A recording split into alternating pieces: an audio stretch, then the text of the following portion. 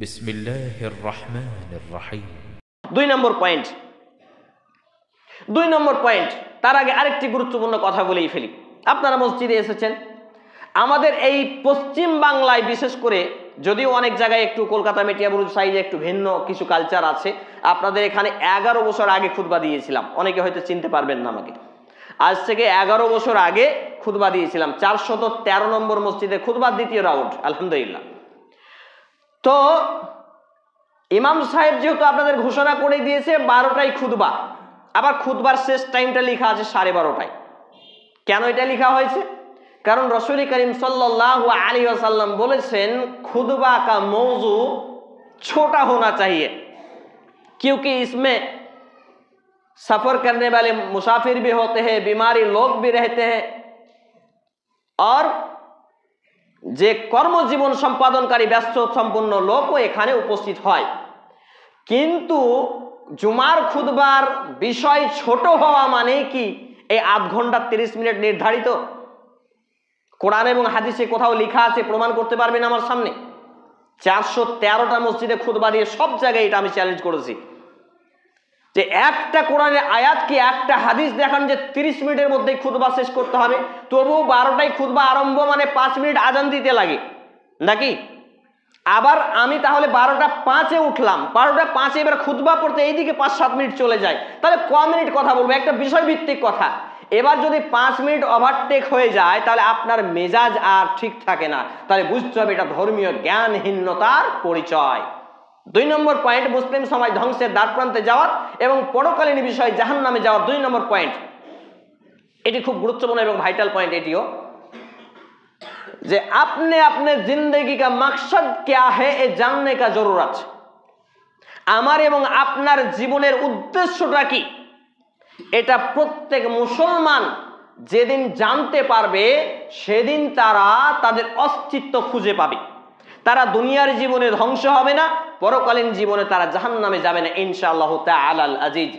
কিন্তু যদি তারা এক কোরআন এবং সুন্নাহর বেসিক ইলম অর্জন করা, জ্ঞান হাসিল করা ছেড়ে দেয়, 2 নিজেদের জীবনের উদ্দেশ্য এবং লক্ষ্যকে ভুলে যায়, তাহলে দুনিয়াতেও লাত খাবে, মার খাবে, ঝাঁটা খাবে, আর পরকালে জাহান্নামে যাবে। এই জন্য আমি যে কথাটা বলে থাকি যে জিন্দেগি কা মকসদ হি ক্যা হে अगर तुम ना जानो, जिंदगी का मकसद ही क्या है अगर तुम ना जानो, मरने के बाद जहन्नम में चली जाओगी, এ বাত তো মানো। অর্থাৎ আমি আর আপনি যদি জীবনের লক্ষ্য এবং উদ্দেশ্যকে না জানি, তাহলে আমার এবং আপনার জীবনকে কোরআন এবং সুন্নাহ দিয়ে সাজাতে পারবো না, সেইভাবে পরিচালনা করতে পারবো না, আর মরার পরে আমার এবং আপনার জীবন যাবে জাহান্নামে, এটা চূড়ান্ত নিশ্চিত কথা। অতএব আমাকে এবং আপনাকে জানতে হবে জীবনের লক্ষ্য এবং উদ্দেশ্য কি। আমি বলে থাকি মুসলমান সমাজ আজকে হয়েছে ছাগলের মতো, বকরির মতো। রাগ করবেন না, একটা ছাগল বা খাসি বা বকরি বা গবাদি পশু বা গরুও হতে পারে, তাকে যখন একজন গৃহস্থ লালন পালন করেন, খাওয়া দাওয়া করার খুব মজবুতির সাথে, আপনাদের এলাকায় চলে কি জানি না, কাঁঠালের পাতা কিনে, ভুট্টা কিনে, বুট কিনে খুব সেবা যত্ন করে খাওয়ায় যাতে তার মাংসটা হৃষ্টপুষ্ট তাজা হয়, আবার এই রাখাল নিয়ে গিয়ে অন্যজনের কাছে বিক্রি করে দেয়, কারণ টাকা। এটা হচ্ছে ব্যবহার, এটা হচ্ছে ব্যবহার করা, ইউজ করা। তো আমাদের মুসলমানরা হয়েছে এই মতো, এই গরু ছাগল বকরির মতো। এদেরকে অন্যরা ইউজ করে, ব্যবহার করে, যতক্ষণ প্রয়োজন ততক্ষণ ব্যবহার করলো, তারপরে ছুঁড়ে ফেলে দিল। এই হচ্ছে মুসলমান সমাজ, কারণ তারা শিক্ষা বিষয়ে সচেতন নয় এবং তারা জীবনের লক্ষ্য এবং উদ্দেশ্য সম্পর্কে সচেতন নয়। তা আমার এবং আপনার জীবনের লক্ষ্য এবং উদ্দেশ্য কি? আল্লাহ রাব্বুল আলামিন একাধিক আয়াতে কারিমায় বলেছেন কথাগুলো, তার মধ্যে আমি 2-4টি আয়াত উদ্ধৃতি দিয়ে আলোচনা গুটিয়ে ফেলবো। আমরা যদি দেখি সূরা আন-নিসা 4 নম্বর সূরা 36 নম্বর আয়াত, আল্লাহ রাব্বুল আলামিন বলছেন ওয়া আবুদুল্লাহ ওয়া লা তুশরিকু বিহি শাইয়্যা, আর তোমরা আল্লাহর ইবাদত করো আর তার সঙ্গে কাউকে শরীক করো না। সুবহানাল্লাহ। তাহলে আল্লাহ তাআলা আমাকে এবং আপনাকে লাকাদ খালাকনাল ইনসানা ফি আহসানি তাকওয়িম, অর্থাৎ সূরা 3 95 নম্বর সূরা 4 নম্বর আয়াতে যে কথা বললেন যে এই তামাম আসমান আর জমিনের মধ্যে যত মাখলুক রয়েছে, সৃষ্টি রয়েছে, সবার সেরা করে আল্লাহ তাআলা আমাকে এবং আপনাকে সৃষ্টি করেছেন এর কারণটা কি? ওয়া আবুদুল্লাহ ওয়া লা তুশরিকু বিহি শাইয়্যাও, তোমরা আল্লাহর ইবাদত করবে আর তার সঙ্গে কাউকে শরীক করবে না, অংশীদারিত্ব বানাবে না। এবার বলুন, আল্লাহর ইবাদত করতে কিসের প্রয়োজন হয়? জ্ঞানের প্রয়োজন হয় না ভাইরা? আল্লাহর ইবাদত করতে জ্ঞানের প্রয়োজন হয়। ওয়ালা তুশরিকু বিহি শাইয়্যাও, আর তার সাথে শরীক না করার জন্য শিরক কি এটা জানতে হয়, মানে এটাও জ্ঞানের মধ্যে সীমাবদ্ধ। তাহলে আজকের মুসলমান সমাজ শুধুমাত্র ইবাদতটাকে মসজিদ কেন্দ্রিক বানিয়ে ফেলেছে। সময় পেরিয়ে গেল, 5 মিনিট থেকে 7 মিনিট সময় নেব, কেউ বিরক্তি ফিল করতে পারবেন না। অর্থাৎ আজকের মুসলমান সমাজ আল্লাহর সাথে শিরক করা কি এগুলো বোঝে না, আর ইবাদত শুধু মনে করে মসজিদ ভিত্তিক ইবাদত, নামাজ পড়া, রোজা রাখা, এইগুলো ইবাদত। তাই তো একই মায়ের পেটের 2 ভাই, কোনোদিন ঝগড়া হয়েছে, ঝাঁটি হয়েছে, আর কিছু হয়েছে, নামাজে দাঁড়িয়ে আসসালামু আলাইকুম ওয়া রাহমাতুল্লাহ, আল্লাহ তাআলার পক্ষ থেকে শান্তি ও রহমত তোমার উপরে বর্ষিত হোক, আবার বাম দিকে একই কথা আমরা বলি। কিন্তু মসজিদ থেকে বেরিয়ে আর আসসালামু আলাইকুম ওয়া রাহমাতুল্লাহ এই হয় না। কারণ আজকের নামধারী তথাকথিত মুসলিমরা মূলত ইবাদতটাকে মসজিদ ভিত্তিক ইবাদত বানিয়ে ফেলেছে। তাই মসজিদে ইমানদার আর বাইরে গিয়ে মুনাফিক বেদিন হয়ে যায়। আবার এই শিরক কি, এই শিরক কোথায় কোথায় কি কি করলে হয় এই সম্পর্কে সচেতন নয়, জ্ঞান নেই। এবারে আমরা চলে আসি, আল্লাহ রাব্বুল আলামিন আরো সুন্দরভাবে বলেছেন সূরা আন-নাহল 16 নম্বর সূরা 36 নম্বর আয়াত। এছাড়াও আল্লাহ তাআলা আরো সুন্দরভাবে জানিয়েছেন, যেটা আমি দ্বিতীয় খুতবার পরে 2 নম্বর আয়াতে কারিমে আপনাদের সামনে পাঠ করেছি, সূরা আজ-জারিয়াত 51 নম্বর সূরা 56 নম্বর আয়াত, ওয়া মা খালাকতুল জিন্না ওয়াল ইনসা ইল্লা লিয়াবুদুন, অর্থাৎ আমি মানুষ আর জিন জাতিকে একটি মাত্র লক্ষ্য এবং উদ্দেশ্যে সৃষ্টি করেছি, ইল্লা লিয়াবুদুন, তারা কেবল আমার ইবাদত করবে আর অন্য কারো নয়। তাহলে এবার চিন্তা করুন, আল্লাহ তাআলা আমাকে এবং আপনাকে যেই লক্ষ্য এবং উদ্দেশ্যে সৃষ্টি করলেন সেটা ছিল কি? ইল্লা লিয়াবুদুন, দাসত্ব করা। কার দাসত্ব? আল্লাহর দাসত্ব, আল্লাহর গোলামি করা। এখন কোন মানুষ যদি আল্লাহর দাসত্ব, আল্লাহর গোলামি, আল্লাহর প্রশংসা, আল্লাহর ইবাদত করা ছেড়ে দেয়, সে অন্য কারো না কারো দাস গোলাম হয়ে যাবে। তাই তো আমরা দেখতে পাই একটা মানুষ ভোর 4টা থেকে নিয়ে রাত্রি 11টা 12টা পর্যন্ত দুনিয়া অর্জনের প্রতিযোগিতায় থাকে। দুনিয়াকে ডেভেলপ করার জন্য, দুনিয়াবী জীবনকে পরিচালনা করার জন্য, সুন্দর স্বাচ্ছন্দ্যে কাটানোর জন্য সে একবারে নির্দ্বিধায় বিভিন্ন কষ্ট করতে থাকে। কিন্তু দ্বীন ইসলামের জন্য, নিজের ব্যক্তিগত জীবন, পারিবারিক জীবন, সামাজিক জীবনকে, ইসলামকে ডেভেলপ করার জন্য, ইসলামের যে বাণী এগুলো সমাজে বিস্তার লাভের জন্য সামান্য থেকে সামান্য কোনো কথা যদি কেউ বলে তার জন্য কষ্ট হয়ে যায়, কেউ একটু কটু কথা বলে কষ্ট হয়, কেউ মারবো ধরবো বলে কষ্ট হয়।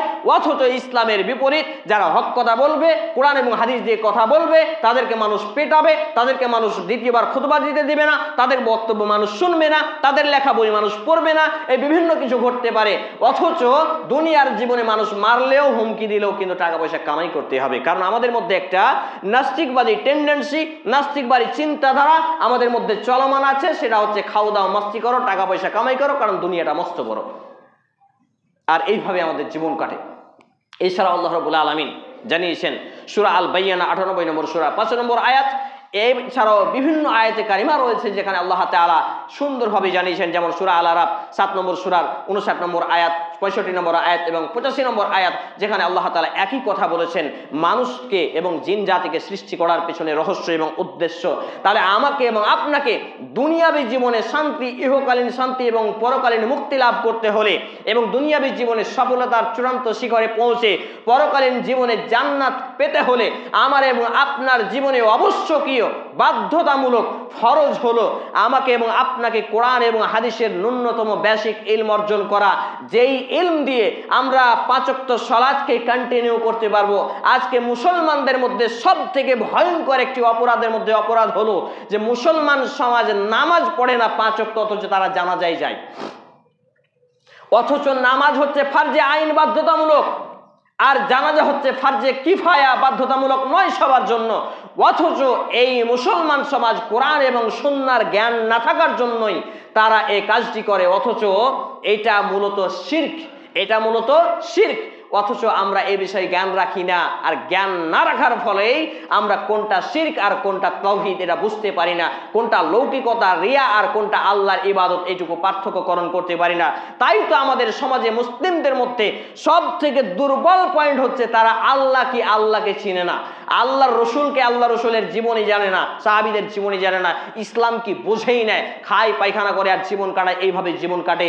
যদি আমরা এইভাবে জীবনকে চালাতে থাকি তাহলে ওই বিজাতীয়রা আমাদেরকে মারবে, আমাদের কাটবে, আমাদের পেটাবে। এই কথাই নবী করিম সাল্লাল্লাহু আলাইহি ওয়াসাল্লাম 1445 বছর পূর্বে জানিয়েছেন। অতএব আমরা আসুন আমরা ধর্মীয় শিক্ষা অর্জন করি আর জীবনের লক্ষ্য এবং উদ্দেশ্যটাকে জানি, জীবনের লক্ষ্য এবং উদ্দেশ্য নিজে জানি, নিজেদের ছেলে মেয়েকে জানাই, তারপর আমরা আদর্শ সমাজ, আদর্শ ব্যক্তি, আদর্শ পরিবার, আদর্শ সমাজ গঠনে উদ্বুদ্ধ হই। আল্লাহ রাব্বুল আলামিন আগে আমাকে, তারপর উপস্থিত ভাই এবং বাবা জীবনকে প্রত্যেককে এ বিষয়ে মেনে চলার, আমল করার তৌফিক নসিব করুন। আমরা বলি আল্লাহুম্মা আমিন। হে আল্লাহ তাআলা, আমরা যারা অসুস্থ আমাদেরকে পূর্ণাঙ্গ সেফাই কামিল আজিলা দিন। আমরা বলি আল্লাহুম্মা আমিন।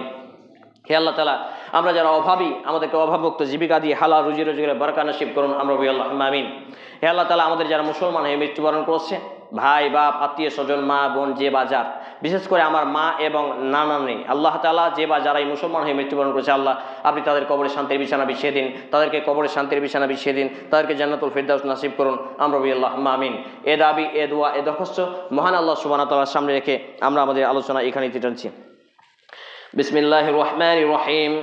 قل هو الله أحد الله الصمد لم يلد ولم يولد ولم يكن له كفوا أحد اللهم صل على محمد وعلى آل محمد كما صليت على إبراهيم وعلى آل إبراهيم إنك حميد مجيد اللهم بارك على محمد وعلى آل محمد كما باركت على إبراهيم وعلى آل إبراهيم إنك حميد مجيد سبحان ربك رب العزة عما يصفون وسلام على المرسلين وآخر دعوانا الحمد لله رب العالمين السلام عليكم ورحمة الله.